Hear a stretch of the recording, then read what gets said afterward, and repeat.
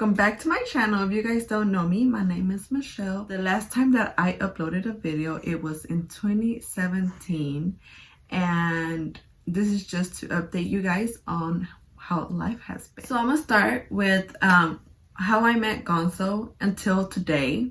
And if you guys know, some of you guys do know because you know, you follow me on social media, and some of you guys don't know, but I am now married and I have a kid.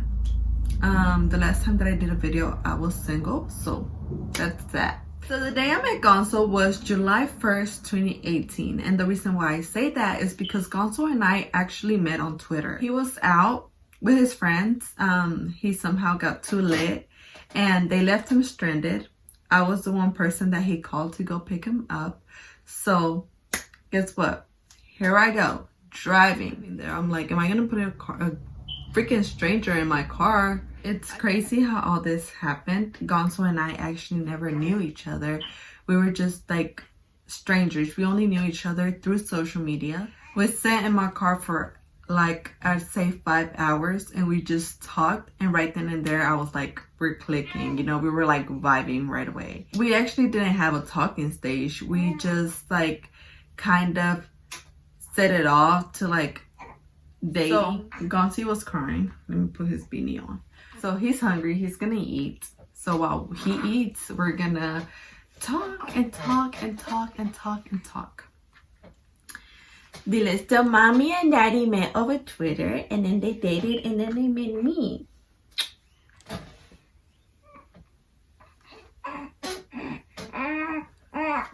So every time he eats, I have to pull my hair back because he bites it off.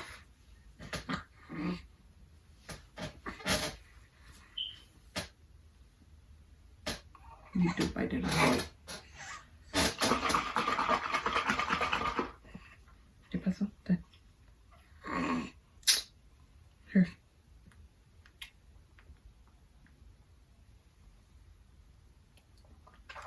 All right, so where were we? So we just started dating. You know, we didn't even look into like a talking stage. And that's how it happened. We met on Twitter, and his friends left him stranded, and I went to go pick him up, and we started talking since then. And we just vibe from that talk we had in my car for like the longest. Gonzo and I got engaged February 23rd. We dated 9 months before we actually got engaged. He took me out to a park, and it was so simple and cute. He asked me to marry him, and obviously I said yes. And so that happened. We went out to eat after that. We had 2 of our good friends there. We weren't engaged for long. We actually got married March 2nd, 2019. And we didn't have a big wedding. We just had something simple here at the house, only family. We just got married by court. And the reason why we got married so quick was because we actually wanted to live together already. We just wanted to be together and stay together and, you know, grow as a family together. We weren't married for long before we found out we were pregnant. The funny thing about it is that since we got married so fast from when we got engaged, so many people thought left and right that we were pregnant. So reality, I wasn't pregnant, but turns out that I ended up pregnant 4 months after. And I actually found out in Colorado. I didn't tell anyone in the family, only my sisters. And I kept it a secret. I actually told Gonzo because I wanted to buy a pregnancy test because my mom and my sister kept telling me that I was pregnant because of me getting dizzy, having nausea, and craving things. So I started to get curious after we went to Glenwood Springs. I got in the swing, and when I got off of it, I felt dizzy and my stomach was cramping. I had it in my mind that I was gonna get my period anytime soon, but my sister actually was the one that got me into thinking that I was pregnant. So I went to Dollar Tree, and I actually bought 2 pregnancy tests. I was like, $2, you know, what could it be for a negative? Because I swore up and down that I wasn't pregnant. We weren't trying to get pregnant. We were just, you know, going at it. But we weren't trying to get pregnant. So when I saw that it was positive, I was like, holy fuck. I did cry a lot, and that's just because Gonzo always told me that he didn't want kids. he didn't want kids just yet. But now that he tells me is that he said he did want kids, but he didn't think that neither him or I were, ready for one. So that happened. We found out, I found out I was pregnant. I didn't tell Gonzo till later on that day. And then we didn't tell anyone because I actually wanted to surprise my parents, his parents and his sisters. Ábralo. ¿De verdad? Ábralo. ¿Sí? Es un niño. Todavía no está, ¿verdad? No, está Se le gana nomás. ¿De verdad? Echa su camisita Está bien. para que la cuelgue. No, yo no lo puedo creer. Déjate, déjate. Hay que echarle más ganas. ¿Cuándo? ¿Qué pasó?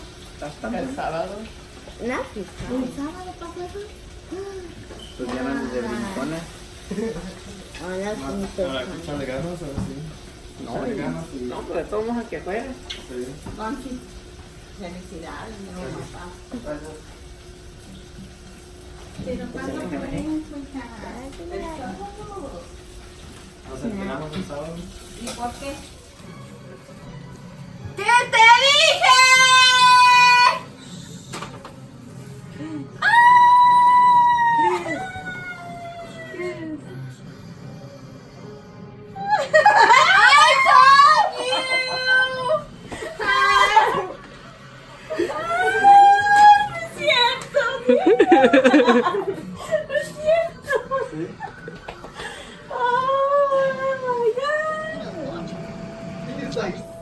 ¿Qué vas a hacer, abuelito?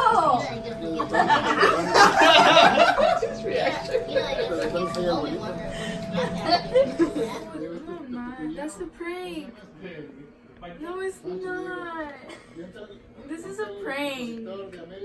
Angelito, is it a prank? Is it a prank? Is this a prank? She thinks it's a prank. Is it a prank? Is it a prank?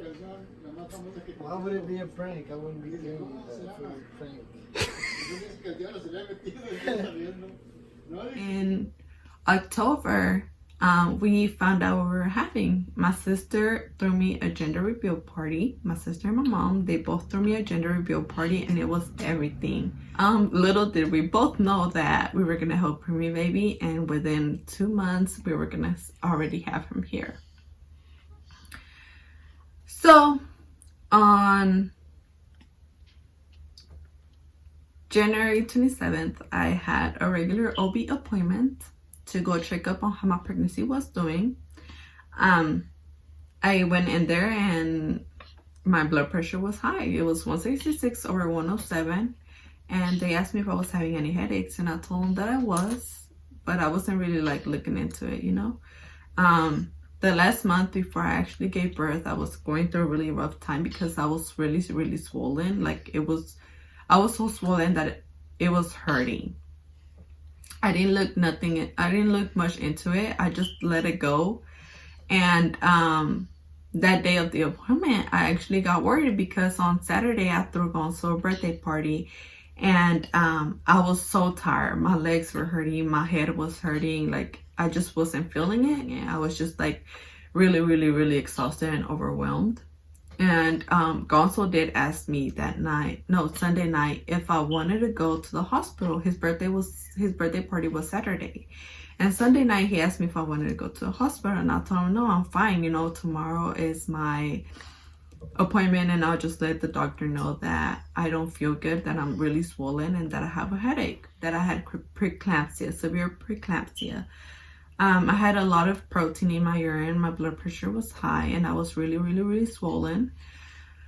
So they sent me to the hospital in Waxahachie, Baylor, Waxahachie, and they connected me. They gave me medication for my blood pressure. They gave me medication to control my nerves because my blood pressure actually got higher when I got to the hospital. It was 195 over 114, and they just wanted it to control before I seized or stroked out, and it would be bad for the baby.